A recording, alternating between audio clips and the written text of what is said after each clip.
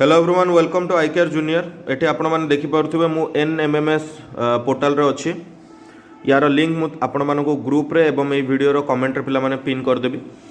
Eighty देखो activity को आम चेक कले download of admit card by candidate 15 January 2026 to 18 January 2026 अर्थात जोटा तुम मानक 7 तारिख रे एग्जाम हबार थिला डिसेंबर 7 सेटा पिले पोस्टपोन होती। एटी आउरी क्लियरली भी मेंशन करा जायछि कोन ना the national means cum merit scholarship examination 2025 and 26 has been postpone until further order the reschedule date and time will be notified later on.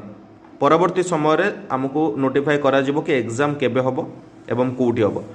तो एलिजिबिलिटी क्राइटेरिया तो तुमने जानिछो अप्लाई तो करिछो एंड आमर जो भी प्रैक्टिस सेट पिला तुमको प्रोवाइड करा जाउथिला जेति भी प्रैक्टिस सेट होती प्रैक्टिस कर भल भाव प्रिपरेशन कर प्रिपरेशन को स्ट्रॉन्ग कर